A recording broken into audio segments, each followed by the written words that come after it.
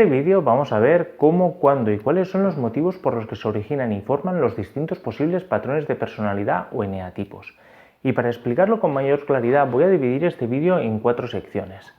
En la primera comentaremos muy brevemente 4 conceptos básicos sobre el patrón de personalidad o eneatipo que considero que es importante tener presentes a lo largo del vídeo.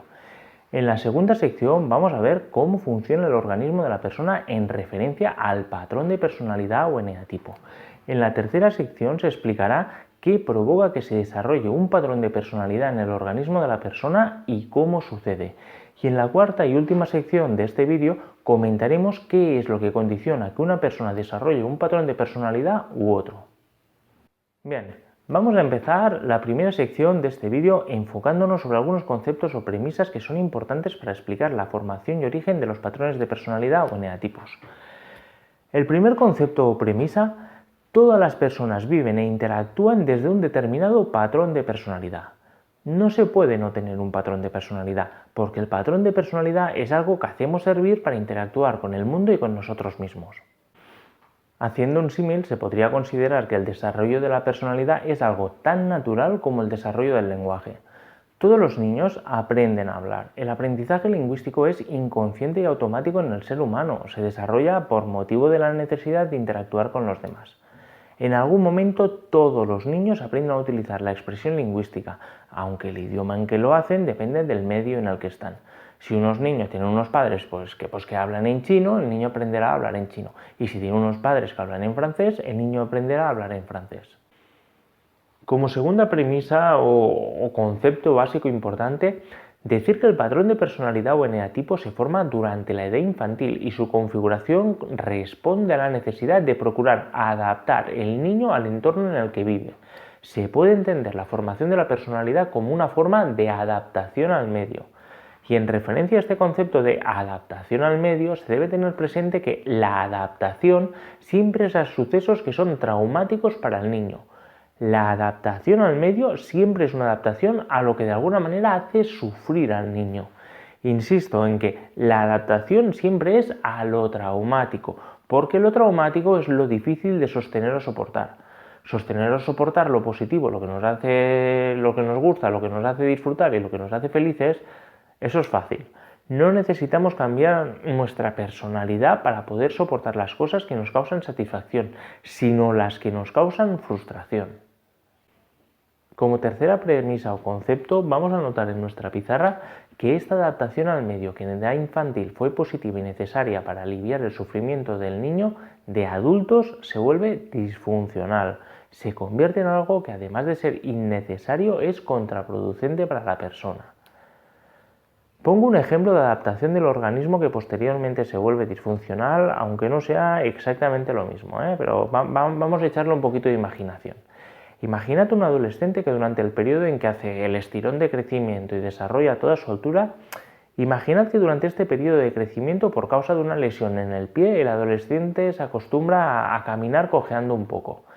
Al caminar cojeando, las fuerzas y tensiones que se producen en su cadera y su columna vertebral son distintas a las que se producirían si caminase sin cojear, y probablemente estas le producirán una cierta incomodidad o dolor.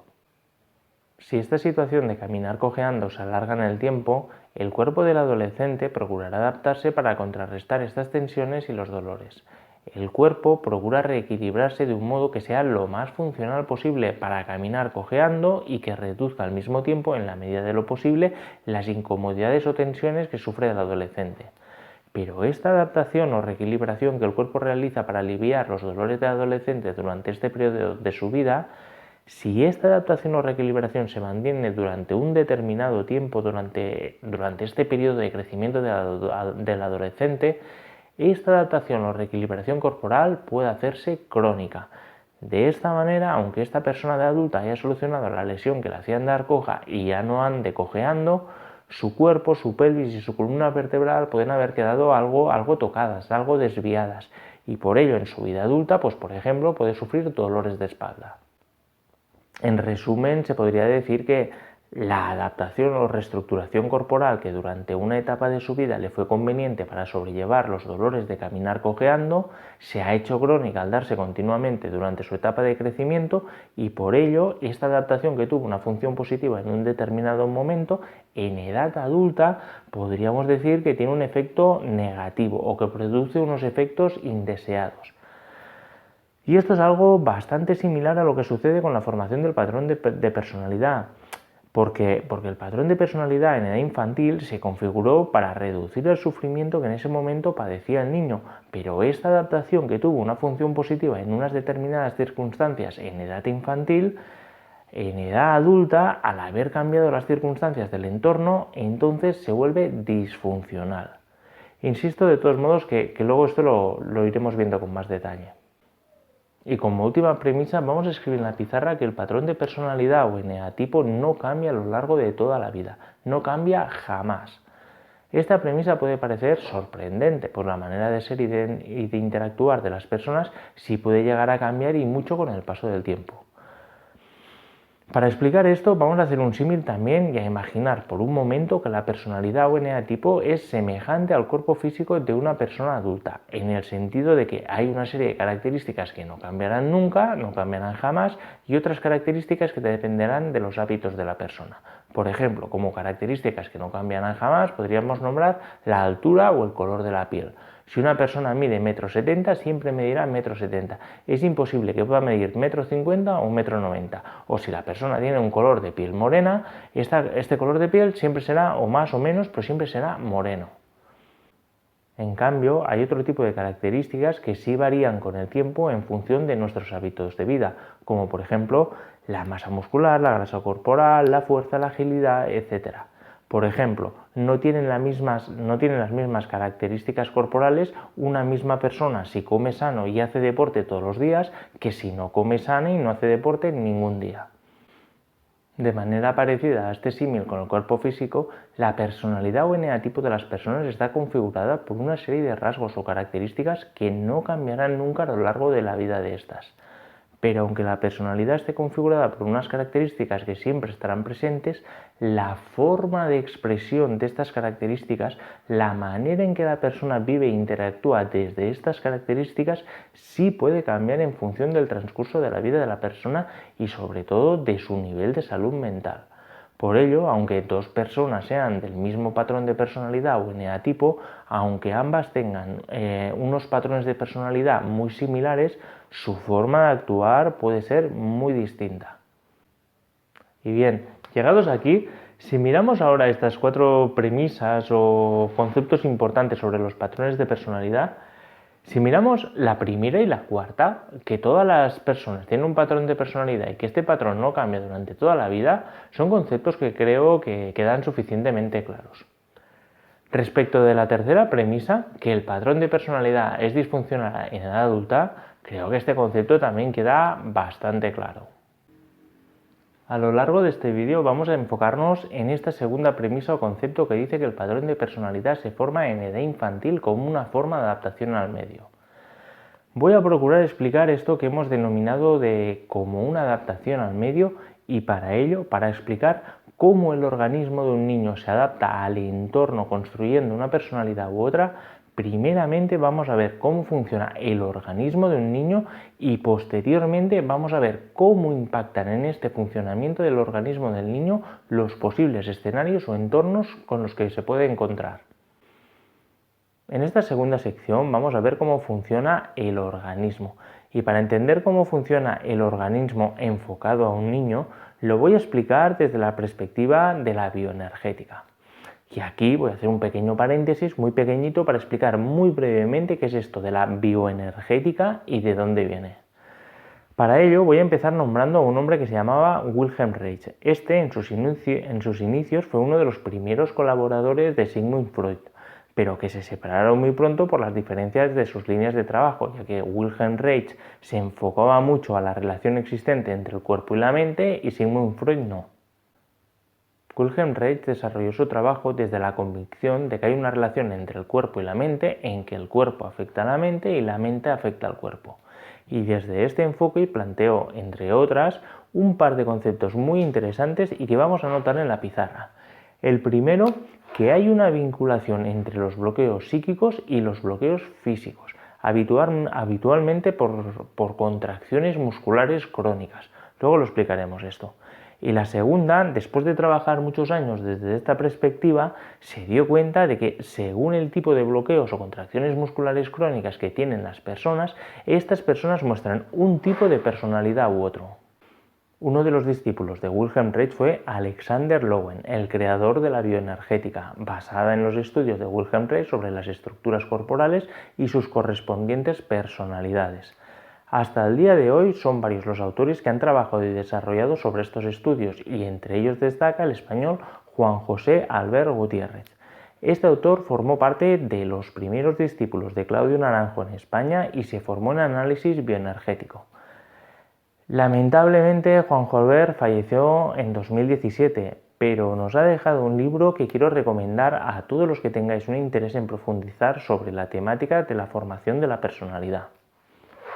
El libro se titula Ternura y agresividad y en mi opinión personal califico este libro de excelente. Para mí es uno de mis libros preferidos.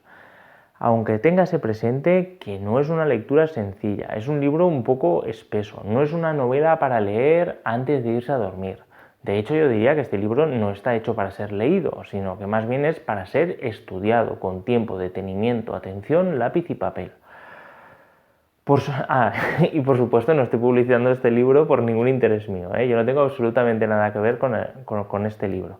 Todos los vídeos que yo hago sobre enneagrama son sin ánimo de lucro y con el objetivo de ofrecer la mejor información posible. Y por ello, desde esta perspectiva de ofrecer la mejor información posible, considero que de verdad es de justicia mencionar este libro. ¿Por qué estoy explicando todo esto de la bioenergética? Lo estoy explicando porque es necesario entender que el patrón de personalidad o eneatipo de cualquier persona se ha formado durante la infancia y que durante este periodo de crecimiento físico y psíquico, el niño, en función de las experiencias que vive, se desarrolla de una manera u otra. Y este desarrollo u otro no solo es a nivel psíquico, sino que también es a nivel físico. Los cambios o desarrollos importantes y significativos a nivel psíquico también se realizan a nivel físico, porque la maquinaria que crea esto que estamos llamando nivel psíquico no solo es el cerebro, sino que también se debe incluir todo el cuerpo. Como vamos a ver, todo el organismo del cuerpo está implicado en lo referente a las cogniciones, emociones e instintos. Y bien, después de esta introducción, ahora sí vamos a entrar en materia ya sobre el funcionamiento del organismo en referencia al patrón de personalidad. Uno de los principios básicos de todo organismo, y cuando digo de todo organismo no solo me refiero al cuerpo humano, sino a todo ser vivo, es el del equilibrio homeostático o lo que en Gestalt también se suele llamar como autorregulación organísmica. El equilibrio homeostático o la autorregulación organísmica, para explicarlo de una forma fácil y breve, se podría decir que es un mecanismo por el que cualquier organismo o ser vivo tiende de manera natural a su propia autorregulación y a regularse con el medio en el que se encuentra. En el caso del cuerpo humano, el equilibrio homeostático o autorregulación organísmica es lo que realiza el cuerpo de manera natural y espontánea para mantenerse en condiciones óptimas. Por ejemplo, el cuerpo humano tiende a autorregular su propia temperatura a unos 36 grados y medio, un poquito más, casi 37. Si la temperatura de repente aumenta, el cuerpo provoca sudor para ayudar a refrescar el organismo. O por ejemplo, si una persona siente calor mientras está durmiendo en la cama, posiblemente de manera inconsciente su cuerpo tenderá a procurar destaparse y adoptar una posición corporal extendida. En cambio, si la persona siente frío mientras duerme, inconscientemente su cuerpo tenderá a procurar taparse y adoptar una posición corporal más contraída. Explico muy rápido otro ejemplo muy sencillo. Cuando un ser vivo percibe la sensación de hambre, entonces digamos que ya no está en equilibrio. Se podría decir que la sensación de hambre interrumpe su estado de reposo o de equilibrio y por ello este ser vivo tenderá a procurar pasar a la acción para comer. Si lo consigue, si come, volverá al equilibrio o estado de reposo. Si no lo consigue, si no puede comer, seguirá sintiendo hambre y por ello continuará sintiendo una sensación como una sensación de tener que hacer algo, de tener que pasar a la acción para conseguir el alimento. Para que el cuerpo pueda ser capaz de realizar esta autorregulación, se deben dar dos premisas fundamentales que vamos a notar en la pizarra. Primeramente, el organismo debe ser capaz de percibir que ha surgido una alteración en las condiciones normales del cuerpo. Siguiendo los ejemplos anteriores, se trataría de que el organismo tenga la capacidad de percibir que ha habido un cambio de temperatura o que sea capaz de percibir que ha aparecido la sensación de hambre. Y la segunda premisa es la capacidad de ese cuerpo, de ese organismo, de realizar una acción que pueda dar solución a la necesidad detectada. En el ejemplo de la persona que está durmiendo y que su organismo percibe un cambio de temperatura, sería la capacidad para realizar una acción que pueda restaurar la temperatura. Y en el ejemplo de la persona que siente hambre, sería la capacidad para realizar una acción que pueda saciar esa sensación de hambre. Este proceso de percibir un desequilibrio del organismo y hacer una acción que lo solvente es lo que vamos a denominar como ciclo de necesidades y que básicamente se puede explicar su funcionamiento de la siguiente manera, de una forma muy resumida. Cuando un organismo está en equilibrio y no tiene ninguna necesidad, por ejemplo, no tiene ni frío, ni calor, ni hambre, ni siente que debe hacer nada de nada, entonces este organismo tenderá a no hacer ninguna acción, permanecerá en un estado que vamos a denominar estado de reposo. Cuando se rompe este equilibrio en un organismo, es decir, cuando el organismo detecta o percibe algún tipo de necesidad, siguiendo con el ejemplo anterior de un cuerpo humano que ha variado su temperatura, cuando el organismo percibe este cambio en la temperatura, entonces a nivel energético este desequilibrio en el cuerpo causa lo que vamos a denominar como una tensión interna. Esta tensión interna que se ha generado cuando se ha roto el equilibrio del organismo, es decir, cuando se ha percibido una necesidad, esta tensión interna generada provocará que el organismo procure realizar una acción para satisfacer la necesidad generada y así rehacer el equilibrio. Siguiendo el ejemplo de la persona que siente frío mientras duerme, si el organismo ha sido capaz de detectar que la temperatura corporal ha bajado, esto generará una tensión interna que provocará que el organismo pase a la acción para restablecer la temperatura. En este caso, la persona, esta acción podría ser la de taparse y contraer la postura corporal. Si mediante esta acción la temperatura corporal se regula adecuadamente, entonces la tensión que se había generado por motivo del desequilibrio en la temperatura corporal y que provocaba el paso a la acción, entonces desaparecerá. Ahora imaginemos que cuando el organismo percibe que ha bajado la temperatura, se crea una tensión interna que provoca pasar a la acción, pero la acción que hace el organismo para regularse, es decir, la acción de taparse y contraerse, no es suficiente para restablecer la temperatura corporal. Si esta acción no es suficiente para que vuelva a reequilibrarse la temperatura corporal, entonces la tensión interna generada no desaparecerá. Esta tensión interna, hasta que no se cierre el ciclo, no desaparece, sigue ahí pulsando. Sería lo que se denomina un ciclo de necesidades inconcluso. Se debe tener presente que los organismos complejos como los seres humanos, además de sentir necesidades básicas como frío, calor, hambre, cansancio, etc., las personas también sentimos necesidades de otro tipo. Y esto es muy importante porque en el momento que un niño viene al mundo, sus necesidades sí que son principalmente básicas, como frío, calor, hambre, cansancio, sueño, etc.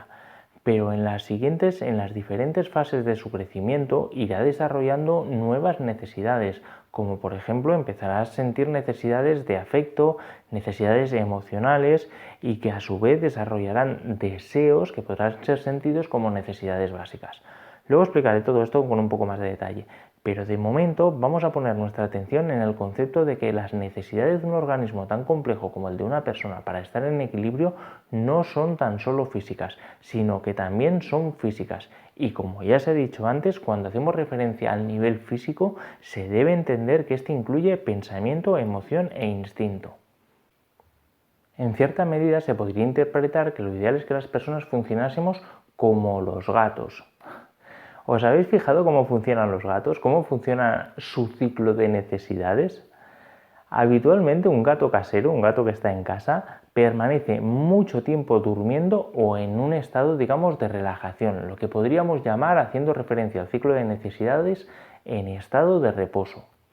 Cuando el gato duerme y siente hambre, se levanta, come y vuelve al estado de reposo. Si tiene sed, bebe y vuelve al estado de reposo. Si tiene ganas de que le rasquen, procura acercarse a alguien a que le rasquen. Si no tiene ganas de que le rasquen, se aleja de la persona para que no le rasquen. Si tiene ganas de jugar, juega. Si no tiene ganas de jugar, no juega. Si está en celo, busca otro gato. Si no está en celo, no busca otro gato. Y si el gato no siente hambre, no tiene ganas de jugar, ni tiene ganas de que le rasquen, entonces estará en reposo, ya sea durmiendo o simplemente en estado de relajación. En resumen, desde la perspectiva del ciclo de necesidades se podría decir que cuando se rompe el equilibrio o estado de reposo del gato porque éste percibe algún tipo de necesidad, entonces este gato pasa a la acción para satisfacer la necesidad que ha percibido. Cuando la necesidad queda satisfecha, se restablece el equilibrio en el organismo del gato y éste vuelve a su estado de reposo. ¿Por qué digo que lo ideal sería que las personas funcionásemos como los gatos? Porque a veces las personas no sabemos cerrar nuestros ciclos de necesidades. Todas las personas tenemos un montón de lo que podríamos llamar tensiones internas generadas por necesidades o deseos insatisfechos y que podemos llegar a percibir con una mayor o menor conciencia. El problema es que, aunque no podamos percibir con una mayor o menor conciencia qué es lo que nos tensa, sí que inconscientemente estamos tensos. Y el problema que tenemos las personas, a diferencia del gato, es la dificultad para alcanzar un estado de un cierto equilibrio, un estado en el que podamos estar en reposo sin sentir que tenemos que pasar a la acción para hacer algo. Esto es así porque las personas, como ya he dicho, sentimos necesidades complejas e incluso tenemos deseos que distorsionadamente llegamos a considerar como necesidades básicas. Las personas tenemos infinidad de ciclos de necesidades inconclusos, de necesidades y deseos que no nos permiten estar en un estado de reposo como hace el gato. Y lo peor de todo esto es que además tenemos poca conciencia o percepción de qué es lo que está generando estas tensiones internas. Y por ello muchas personas no saben qué deben hacer, no saben cómo pasar a la acción para regular su estado y alcanzar lo que podríamos denominar un estado de equilibrio. Un estado donde la persona puede permanecer en reposo sin sentir tensiones internas que le empujan a pasar a la acción. Bien, haciendo ahora un breve resumen de esta segunda sección, decir que hemos comentado primeramente la visión de la bioenergética que relaciona los bloqueos físicos con los bloqueos psíquicos y que según los bloqueos físicos considera que se da un tipo de patrón de personalidad u otro. También hemos hablado del concepto y funcionamiento de lo que se denomina equilibrio homeostático o autorregulación organísmica, que muy resumidamente se puede entender este concepto como la tendencia de todo ser vivo a procurar satisfacer las necesidades que siente. Y finalmente también hemos visto el concepto de ciclo de necesidades, que muy resumidamente se puede entender como que un ciclo se inicia cuando desde el estado de reposo se percibe una necesidad y esta crea una tensión interna que provoca el paso a la acción para satisfacer la dicha necesidad. Habiendo visto y entendido estos tres conceptos sobre el funcionamiento del organismo, vamos a usarlos ahora para explicar cómo se originan y forman los patrones de personalidad o eneatipos. En esta tercera sección, para explicar la formación del patrón de personalidad o eneatipo, vamos a empezar a hacerlo desde la perspectiva del ciclo de necesidades. Hemos dicho que cuando el organismo percibe una necesidad se crea una tensión interna que provoca el paso a la acción para satisfacer o solventar la dicha necesidad. Si la acción que realiza el organismo, ahora en vez de llamarle organismo vamos a llamarle niño. Vamos a imaginar un niño pequeño, un bebé. Si la acción que realiza este bebé es insuficiente para satisfacer o solventar la necesidad que siente, la tensión interna del bebé que se ha generado por motivo de esta necesidad seguirá presente. Supongamos ahora que una determinada situación causa en el bebé una necesidad que éste no puede satisfacer y que por ello no puede aliviar la tensión interna que se genera en su organismo. Y supongamos también que esta situación o circunstancias se repiten con frecuencia durante un cierto periodo de tiempo. Esto implicaría que durante este periodo de tiempo el bebé estaría continuamente sintiendo la tensión interna y el sufrimiento que esto le conlleva. Entonces, ante esta situación, por causa de la autorregulación organísmica, el propio organismo del bebé procurará hacer los cambios posibles para reducir esta tensión interna o sufrimiento. No deja de ser una adaptación al medio que realiza el organismo del bebé con esta motivación de reducir la tensión interna que padece. Como ejemplo de adaptación al medio de un bebé, decir por ejemplo que en los países nórdicos, donde realmente hace mucho frío, de muy pequeñitos dejan a los bebés cada día un ratito al aire libre para que respiren el aire frío. ¿Por qué hacen esto? Para que los pulmones de los bebés se adapten al frío. El organismo del bebé, si cada día respira durante un ratito el aire muy frío que hace allí, este organismo, como forma de adaptación al medio, desarrolla unos pulmones y un cuerpo con la capacidad de sostener bajas temperaturas.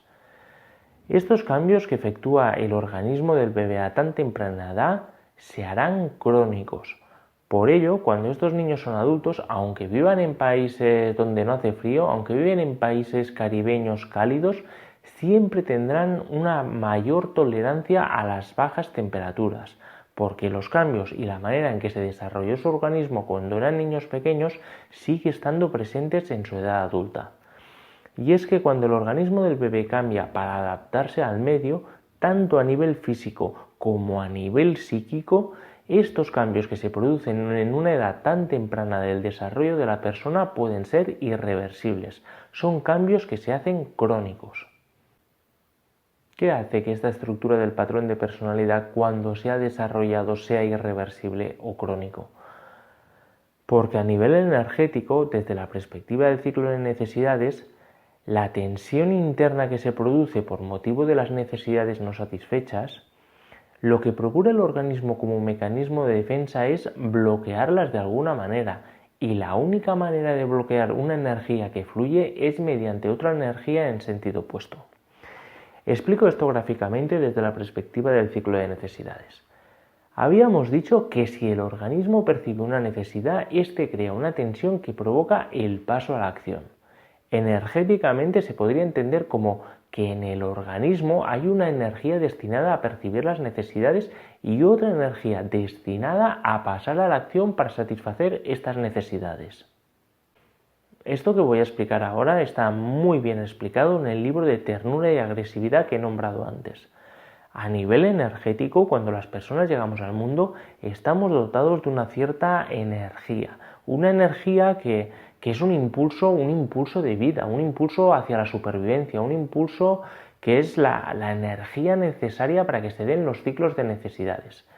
Este impulso de vida, que se puede denominar impulso unitario, su energía la podríamos dividir, digamos, en dos subimpulsos.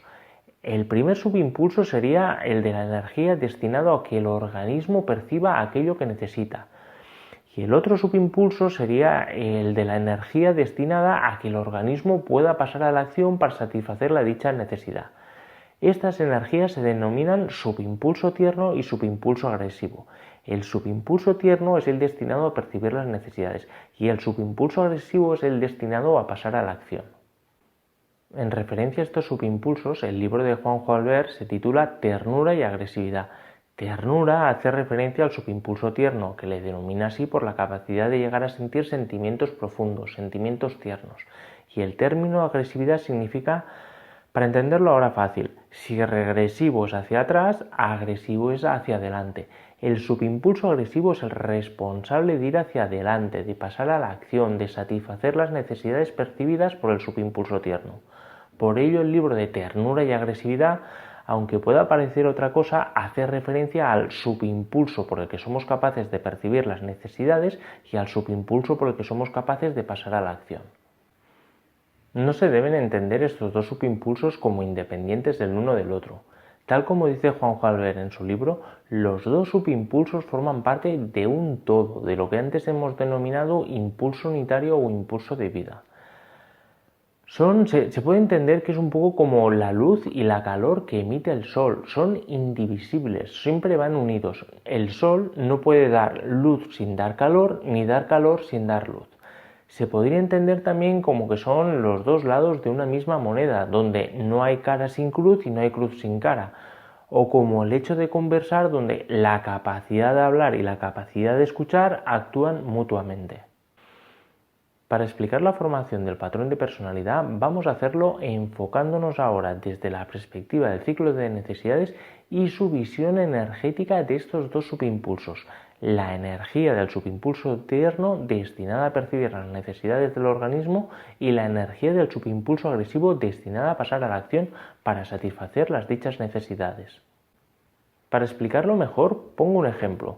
Supongamos el caso de un niño pequeño o un bebé. Vamos a imaginar que este niño pequeño o bebé, mediante el subimpulso tierno, percibe una necesidad y mediante el subimpulso agresivo procura satisfacerla. Pero supongamos que mediante el paso a la acción de este niño, el bebé no logra satisfacer su necesidad.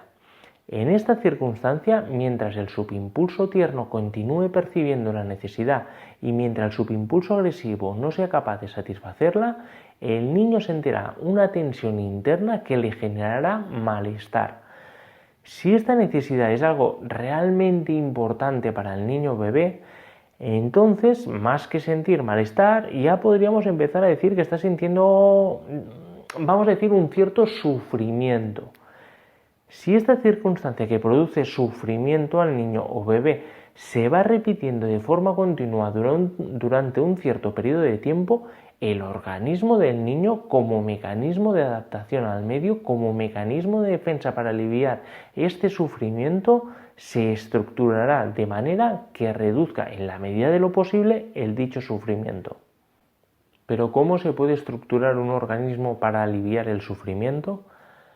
Si tenemos presente que a nivel energético lo que crea el sufrimiento del niño es la percepción de la necesidad y la incapacidad para satisfacerla, la manera de aliviar el sufrimiento será reduciendo la capacidad de percepción del subimpulso tierno y la capacidad de acción del subimpulso agresivo. Según el caso, se reduce más un subimpulso o el otro. Si el subimpulso tierno reduce el nivel de percepción de la necesidad, es decir, si se reduce la capacidad para sentir que hay una necesidad y una rotura del equilibrio homeostático, también se reduce el nivel de tensión interna y de sufrimiento que esto produce. Según el caso, si se reduce la capacidad del subimpulso agresivo de pasar a la acción, también se reduce el sufrimiento causado por la frustración constante que produce intentar esforzarse en conseguir algo y no lograrlo. En cada patrón de personalidad hay una combinación característica y distinta de reducción y distorsión del subimpulso tierno y del subimpulso agresivo. Por lo tanto, cuando decimos que como adaptación a unas circunstancias que causan sufrimiento, el organismo se estructura de una manera defensiva para aliviar este sufrimiento, lo que estamos realmente diciendo es que se reducen y distorsionan los subimpulsos tierno y agresivo. La pregunta entonces es, ¿cómo se pueden reducir estos subimpulsos? ¿Cómo se puede reducir su energía? Teniendo presente que, como decía el científico francés Antoine Laurent, la energía no se crea ni se destruye, solo se transforma. Pues como no se puede destruir ni eliminar la energía de estos subimpulsos, la única manera que hay de reducirlos es bloqueando esta energía con otra energía que podríamos decir que va en sentido contrario. Esto sería como... Imagina una barca en que hay dos personas remando y que nunca paran de remar. Imagina que estas dos personas, dos remeros, que no paran de remar, no pueden parar de remar, todo el día remando. La única manera de lograr que esta barca no avanzase en ninguna dirección sería que un remero remase en una dirección y el otro remero remara en dirección opuesta. Entonces la barca se quedaría quieta. Se podría llegar a decir que algo similar sucede con las energías de los subimpulsos tierno y agresivo, que se bloquean la una con la otra cambiando de dirección o entre ellas mismas. El hecho es que se crean bloqueos energéticos para reducir los subimpulsos tierno y agresivo. Y estos bloqueos a nivel energético tienen su reflejo a nivel físico, es decir, físicamente en algún sitio tienen que estar estos bloqueos energéticos. Nuestro cuerpo está lleno de estos bloqueos energéticos, pero principalmente donde más se dan es en la musculatura. Son bloqueos que se han hecho crónicos como el patrón de personalidad. Como consecuencia de estos bloqueos energéticos a nivel corporal y muy especialmente los que están a nivel muscular, provocan que el cuerpo del niño o bebé desarrolle ciertos rasgos característicos en su constitución física. Por ello, las personas de los distintos patrones de personalidad tienen algunos rasgos físicos característicos que a veces pueden ser más o menos evidentes. ¿Recordáis que al principio del vídeo explicaba que, cuando explicaba lo de la bioenergética, que Reich y Lowen trabajaban desde las premisas de considerar que hay una vinculación entre los bloqueos psíquicos y los bloqueos físicos y que se habían dado cuenta de que según el tipo de bloqueos o contracciones musculares crónicas que tienen las personas, estas personas muestran un tipo de personalidad u otra? Pues esta es un poco la argumentación de todo ello, muy a grosso modo, pero un poquito esta sería la explicación. Es muy interesante el tema de la constitución física de las personas en función de su patrón de personalidad. Igualmente es realmente muy interesante cómo en bioenergética, cuando se trabaja, cuando se hacen masajes en las zonas musculares en las que hay bloqueos, se despiertan sensaciones en las personas correspondientes a las heridas que formaron su patrón de personalidad. De verdad, es súper interesante, pero aunque sea tan interesante, en este vídeo no vamos a hablar de ello porque de este tema hay mucho que contar y es que si no alargaríamos este vídeo demasiado. Por ello, en este vídeo vamos a centrarnos en la parte psicológica del patrón de personalidad. Y respecto de la parte física del patrón de personalidad, para cerrar ya el tema de la parte física, tan solo mencionar el concepto de coraza muscular, del que probablemente ya os sonará. La coraza muscular hace referencia precisamente a estos bloqueos energéticos que se han producido en el cuerpo y que se han hecho crónicos. Se han hecho crónicos porque durante un cierto periodo de tiempo y con una cierta regularidad, es decir, el periodo en que se formó el patrón de personalidad, fue necesario inhibir constantemente estas energías. Por eso se han hecho crónicos estos cambios. Al igual que a nivel psicológico, se han hecho crónicos los cambios correspondientes a las características neuróticas del patrón de personalidad. A modo de resumen, se podría decir que el patrón de personalidad es el resultado de los cambios a nivel físico y psíquico que se han hecho crónicos. Es un poco aquel concepto como cuando se dice que una herida muy castigada al final se hace callo, pues eso. El patrón de personalidad sería el callo que se ha hecho de esa herida. Y bien, llegados aquí, vamos a ver en esta cuarta y última sección del vídeo que la formación de un patrón de personalidad u otro está condicionado por el momento temporal en que se ha formado, es decir, está condicionado por la edad que tiene el niño o bebé cuando los cambios a nivel físico y psíquico se hacen crónicos. Y veremos también que en las últimas fases del desarrollo infantil, aunque el momento temporal sea el mismo, en función de las circunstancias, es decir, de los motivos que hacen sufrir al niño, se puede formar un patrón de personalidad u otro.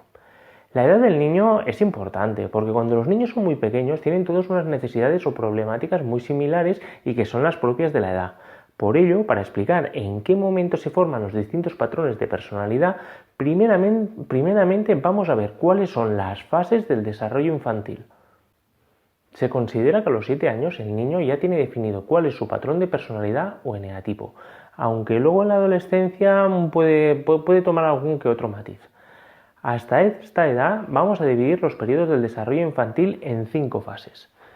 La primera es la fase preoral, que comprende desde que el bebé está en la barriga de la madre, la fase intrauterina, hasta aproximadamente unos 6 meses de vida. Algunos autores dicen que es menos, ¿vale? Ahora no vamos a entrar en eso.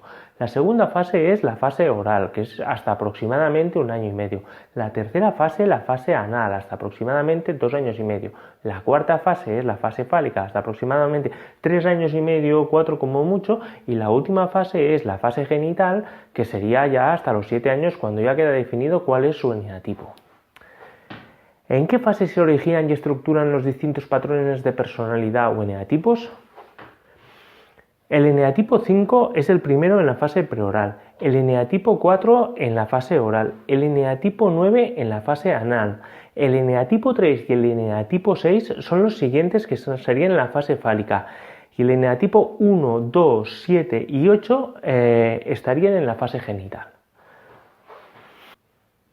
¿Qué hace que se origine y se forme el patrón de personalidad en una fase u otra? Eso depende de lo traumática que haya resultado una fase para el niño. Es decir, si durante una fase el niño ha sufrido con regularidad hasta un cierto nivel, se podría decir, para explicarlo de una manera fácil de entender, que a partir de este cierto nivel su organismo, como forma de adaptación al medio, se estructura defensivamente formando el patrón de personalidad o eneatipo. Intentando seguir esta línea de procurar explicarlo de forma fácil de entender, vamos a imaginar que estas fases del desarrollo infantil son como una carrera de obstáculos y que el niño bebé tiene que pasar por todas ellas, por todas estas fases, por toda esta carrera de obstáculos en su crecimiento y desarrollo. Vamos a representar el niño bebé con la figura de este corredor, ¿vale? Vamos a imaginar que el niño bebé es como este corredor que está aquí corriendo y que tiene que pasar por todas estas fases como si fuese una carrera de obstáculos y donde le es inevitable sufrir algunos tropiezos con los obstáculos de cada fase. Y en esta carrera de obstáculos es inevitable tener tropiezos en todas y cada una de las fases. Es inevitable porque es que la vida es así, la vida es como una carrera de obstáculos donde constantemente aparecen obstáculos y algunos pues nos producen caídas y algunas caídas nos producen un cierto dolor y un cierto sufrimiento. ¿Qué es lo que determina el patrón de personalidad o eneatipo? Para entenderlo desde este símil del corredor en la carrera de obstáculos, podríamos decir que si en una determinada fase el corredor encuentra muchas dificultades que le hacen tropezar muchas veces, el corredor puede llegar a lesionarse, por decirlo de alguna manera. Es decir, si una fase es muy traumática, si hay demasiados tropiezos, si el niño o bebé sufre, digamos por encima de lo que habíamos dicho de un cierto nivel, entonces el organismo se estructura de una forma adaptativa a las dificultades o tropiezos de esta fase. Supongamos ahora que un niño o bebé supera la primera y la segunda etapa, pero en la tercera padece muchas dificultades y su nivel de sufrimiento supera lo que antes hemos denominado como por encima de un cierto nivel. Entonces su organismo desarrollará en esta tercera fase el patrón de personalidad o eneatipo. Si el niño desarrolla aquí en la tercera fase el patrón de personalidad, su patrón de personalidad será el del eneatipo 9 y esto ya no cambiará jamás. Una vez se estructura el organismo realizando los cambios necesarios para desarrollar el patrón de personalidad o eneatipo, estos cambios ya son irreversibles, suceda lo que suceda luego en las siguientes etapas. Si, por ejemplo, supongamos ahora que el niño padece muchos tropiezos en la primera fase, la fase preoral, y desarrolla en esta el patrón de personalidad correspondiente, es decir, el eneatipo 5. Entonces, este será su patrón de personalidad para siempre, para toda la vida, al margen de lo que le pueda suceder en las cuatro siguientes etapas del desarrollo infantil. Aunque el patrón de personalidad se desarrolla en una fase concreta, la más traumática para el niño bebé, también tiene importancia la cantidad de tropiezos que ha tenido el niño en las fases anteriores.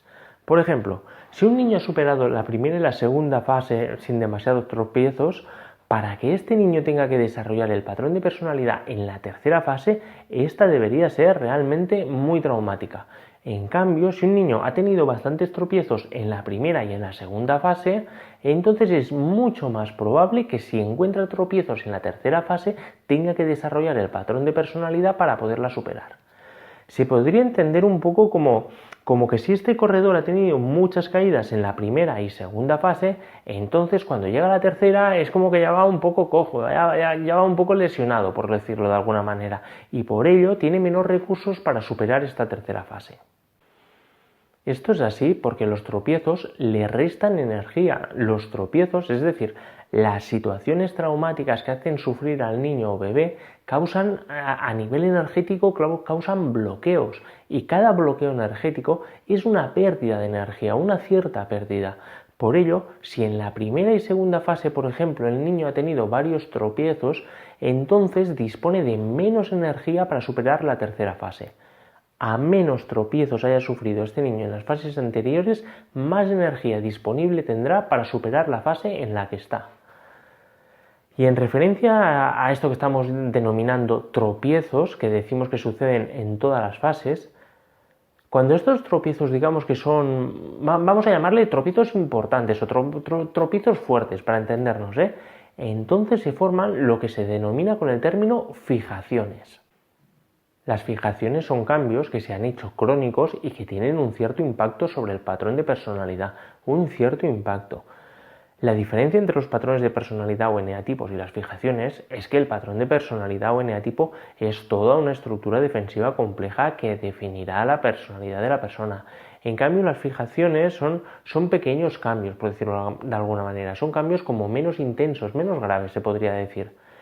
Las fijaciones también son estructuras defensivas, pero no definen toda la personalidad de una persona, ni mucho menos, sino que lo que hacen es un poco como acentuar, podríamos decir, ciertos rasgos de la personalidad.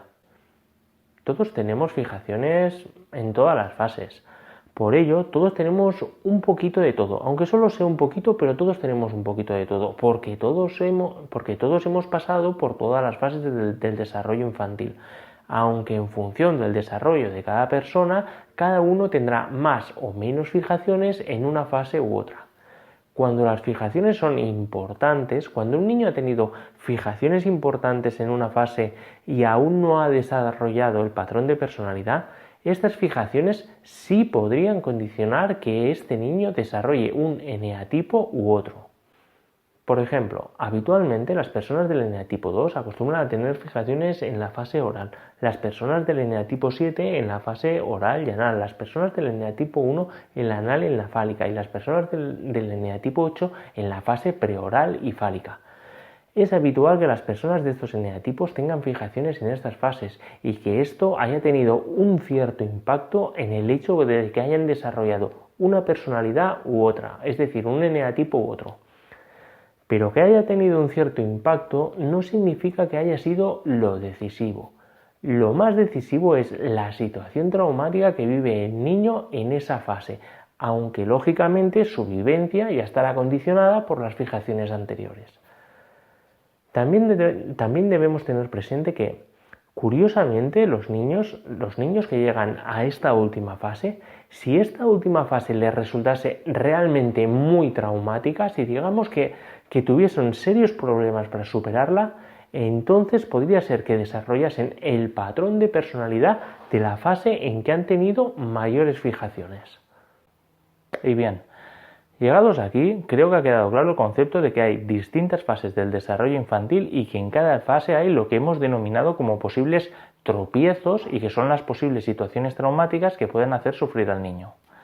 Voy a explicar ahora de una manera muy resumida cuáles son las situaciones traumáticas para los niños o bebés en cada una de las fases. Es decir, cuáles son estas situaciones que pueden hacer lo que decimos tropezar y sufrir hasta llegar al extremo de tener que desarrollar el patrón de personalidad o eneatipo. Insisto en que lo voy a explicar ahora de una manera muy resumida y breve, porque para una explicación más amplia, que realmente se merece una explicación más amplia, en mi canal de YouTube y mi web podéis encontrar 5 vídeos, uno para cada fase, donde se explica más detallada y ampliamente lo que sucede al niño o bebé en esta fase en concreto para que desarrolle el patrón de personalidad o eneatipo correspondiente. Por ello, ahora de una manera muy breve y resumida explico las situaciones traumáticas que hacen sufrir al niño o bebé en cada una de las fases y esto nos dará una cierta idea también del motivo por el que cada eneatipo se desarrolla en una fase en concreta y no en otra.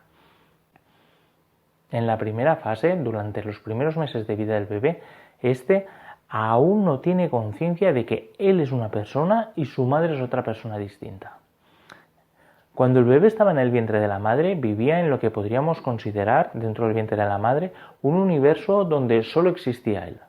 Cuando nace, durante el primer periodo de vida, su organismo aún no se ha desarrollado lo suficiente para sentir el exterior y para comprender que ya no está en ese universo en el que solo existe él.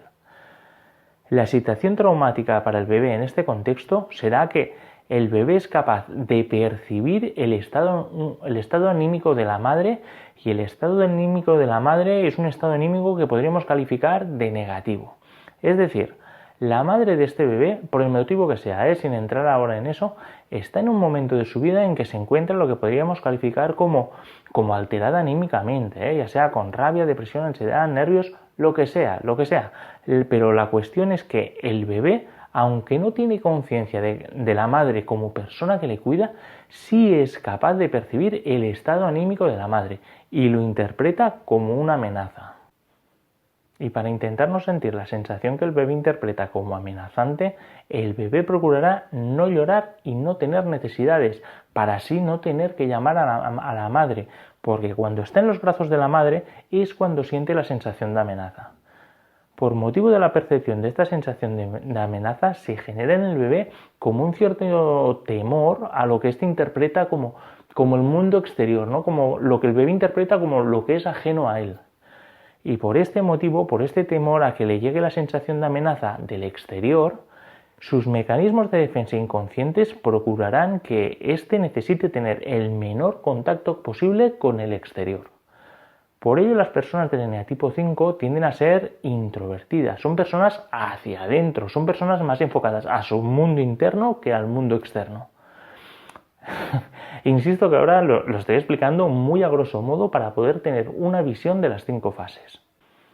La segunda fase del desarrollo infantil se podría resumir diciendo que, debido a la evolución del organismo del bebé, se producen 2 hechos fundamentales: que el bebé toma conciencia de que él es una persona y su madre es otra persona distinta, y segundo, que empieza a desarrollarse en el organismo la afectividad y la emocionalidad.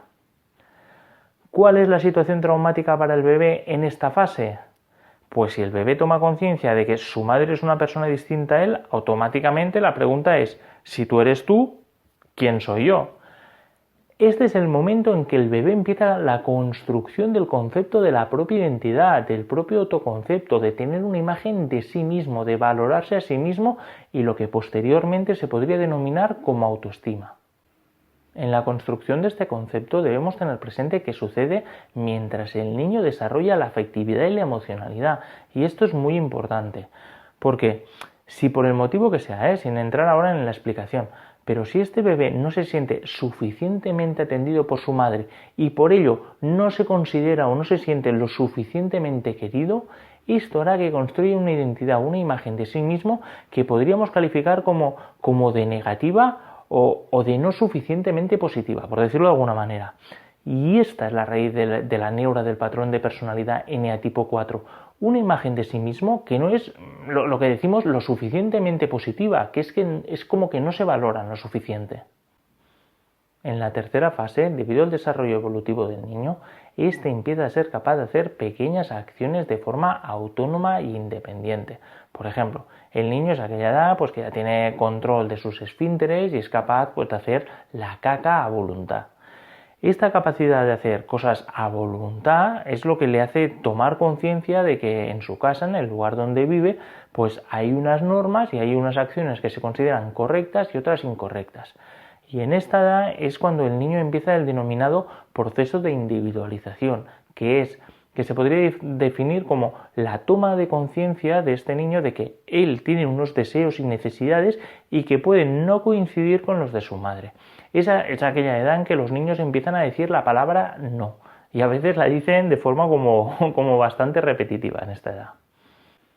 Pero durante este proceso de individualización, la situación traumática para este niño es que el progenitor tiende a forzarle demasiado para que haga lo que él quiere. Es como que el progenitor, generalmente lo hacen con buena voluntad, pero el hecho es que para enseñar o educar al niño le fuerza a hacer las cosas, le coacciona física y emocionalmente para que las haga.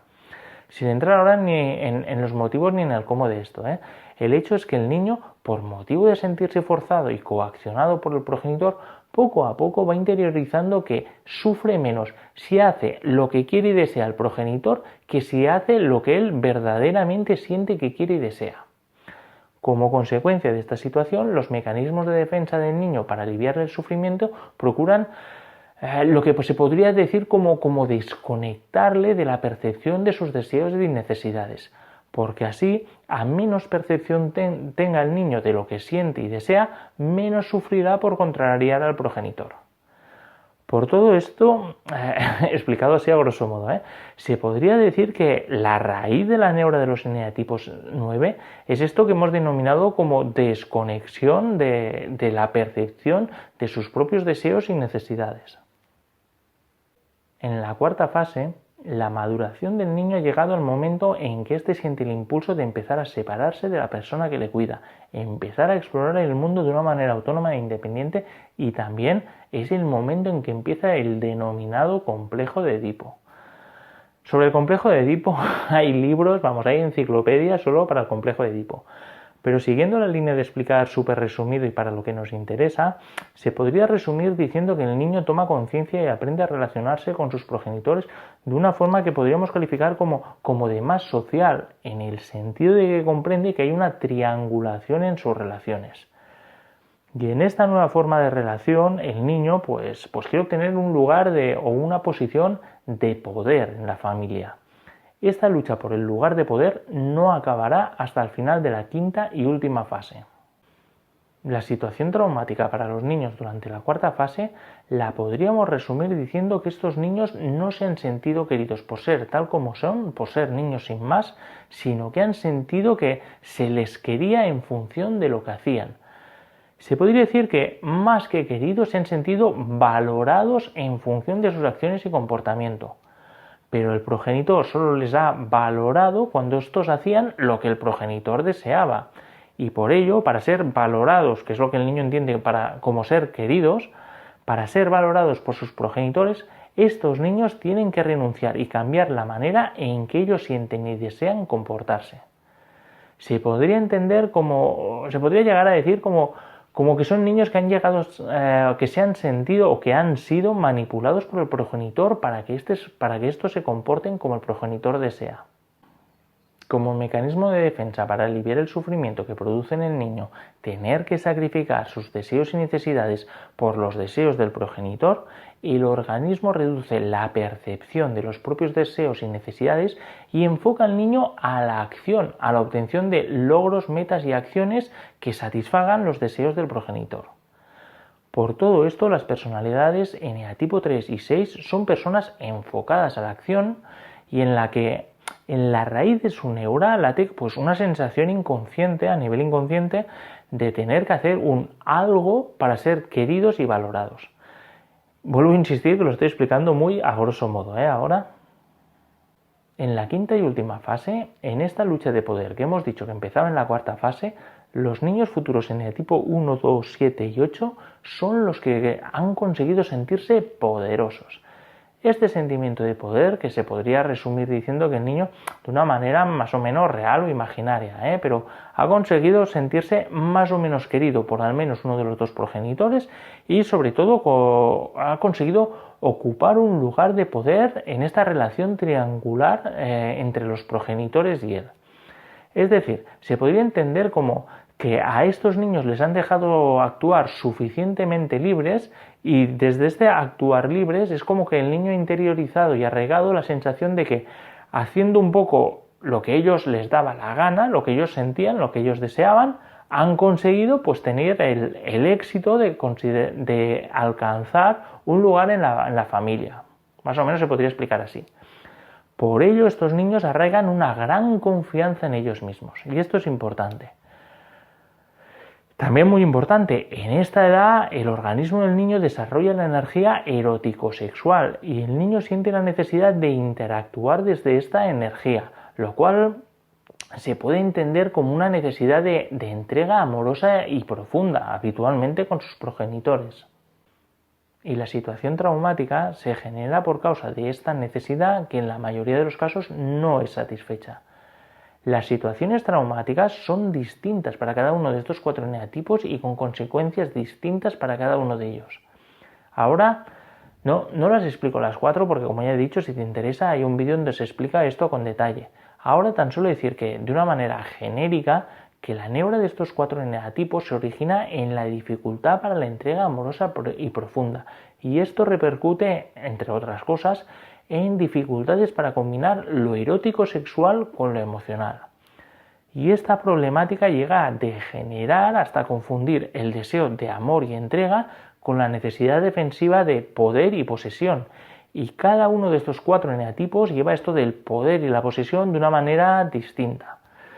Ya sé que he dicho así, es un poco, pues, puede no quedar muy claro, lo estoy explicando a grosso modo.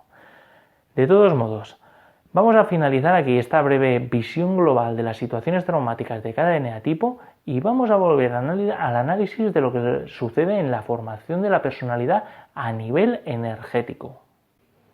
Como os he explicado, todas las fijaciones y estructura del patrón de personalidad son pérdidas energéticas y a más pronto suceden estas pérdidas energéticas, menor energía libre queda en la persona.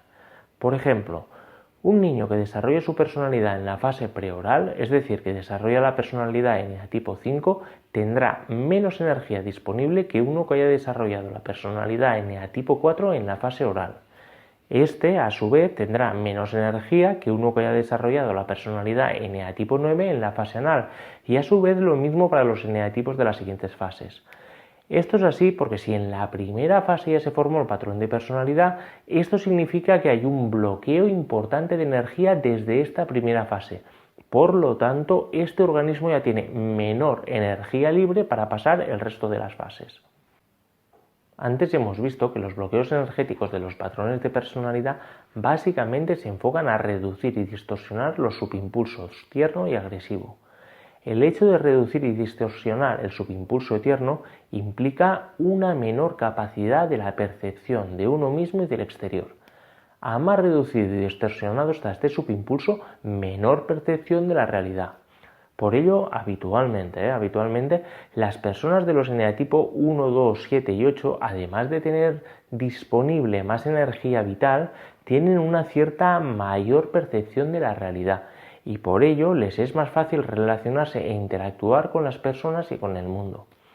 Si las personas de estos patrones de personalidad están sanas, es un poco más probable que puedan ser exitosas en su vida debido a esta pequeña ventaja.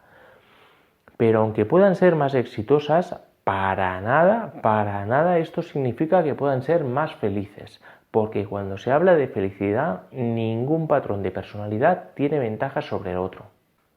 Y recordemos que las personalidades de los eneatipos 1, 2, 7 y 8, aunque no todos igual, pero algunos tienden a tener graves problemas de narcisismo y egocentrismo que les afectan y les hacen infelices y que difícilmente saben solucionar.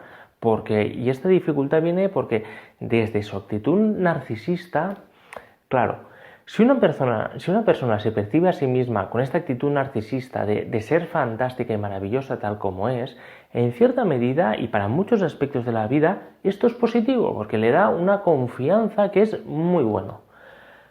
Pero ¿cuál es la otra cara de la moneda? Que en los momentos de crisis, y crisis las pasamos todos, la percepción de este sentimiento neurótico, que insisto que es un sentimiento neurótico, puede dificultar que la persona sea consciente del cambio que necesita. Porque si se siente así de fantástica y maravillosa, entonces, ¿para qué quiere cambiar? Entonces, tiene dificultades para tomar conciencia de que necesita un cambio. Por ello, las personas de estos eneatipos, desde este sentimiento de ser fantásticos y maravillosos tal como son, pueden llegar a tener auténticas dificultades para realizar cambios realmente profundos o seguir un proceso terapéutico.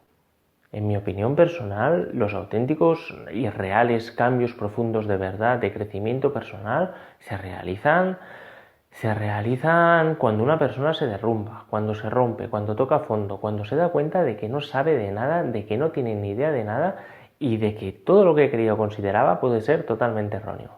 Entonces es cuando la persona puede realizar un auténtico cambio profundo. Pero llegar a esto no es fácil si una persona siente neuróticamente que siendo como es fantástica y maravillosa. Por ello, es difícil que alguna de estas personas puedan cambiar de una forma realmente profunda. Haciendo un símil, podríamos decir que una auténtica reparación en un coche sería cambiar todo el motor del coche. Y que las personas de los eneatipos 1, 2, 7 y 8, a menos que estén sanas y conscientes, se limitan a hacer reparaciones, digamos, de chapa y pintura. Todas las personas tenemos un patrón de personalidad o eneatipo y esto significa que tenemos una cierta tendencia a actuar de manera neurótica. Es decir, de forma irracional e inconsciente nos dejamos llevar por el patrón del eneatipo. En cierta forma se podría decir que todos estamos un poquito locos. A mí me gusta mucho la perspectiva desde la que se considera que la diferencia entre un buen psicólogo y su cliente es que el buen psicólogo es más consciente de cuál es su locura. Aunque parezca un chiste, desde la perspectiva de los patrones de personalidad, esto es así, porque todos tenemos un eneatipo o patrón de personalidad que, en mayor o menor medida, en función de nuestro estado de salud, nos hace tender a actuar de una manera, aunque solo sea un poco, pero una manera neurótica. Esto de que en cierto modo estamos todos un poco locos, lo explico riendo, pero os aseguro que no lo digo en broma. En el tiempo que hace que estoy en el mundo terapéutico y de crecimiento personal, he tenido la suerte de hacer cursos y formaciones con algunas personas que realmente son muy buenas en su profesión. Bueno, he tenido la suerte y el dinero, porque en el mundillo este del crecimiento personal, muchos abrazos y besos, pero como no pases por caja, nada. En fin, volviendo a lo que contaba. Decía que he conocido y he podido ver cómo trabajan personas que realmente son muy buenas en lo que hacen. Hay algunos que de verdad que son unos auténticos cracks. Pero al igual que os explico que algunos son espectacularmente buenos, también os digo que algunos de estos espectacularmente buenos también están espectacularmente neuróticos.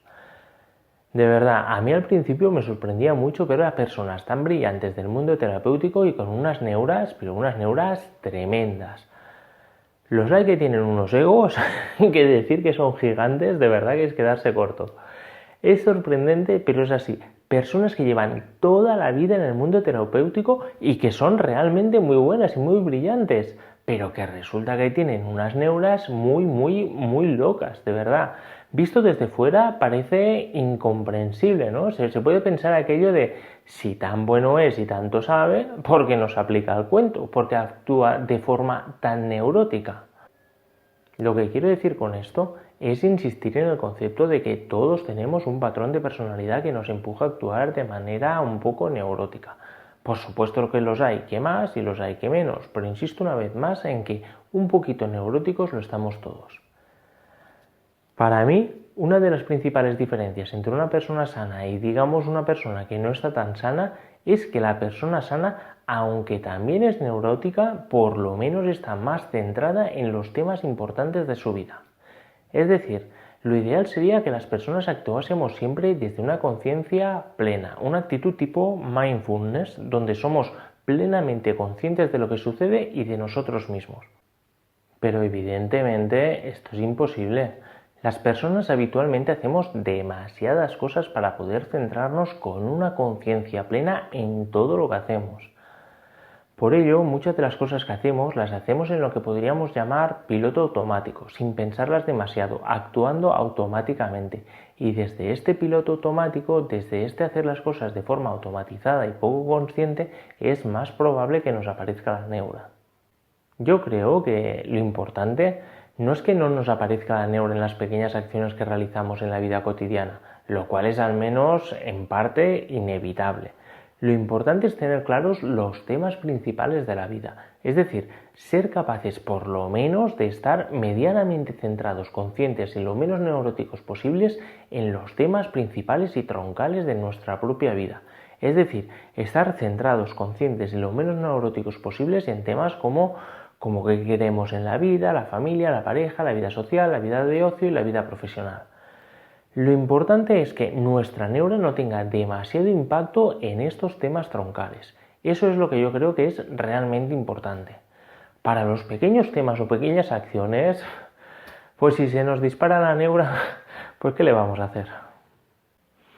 Y bien, vamos a finalizar ya aquí este vídeo en el que hemos comentado algunos conceptos básicos sobre la formación de los patrones de personalidad o eneatipos.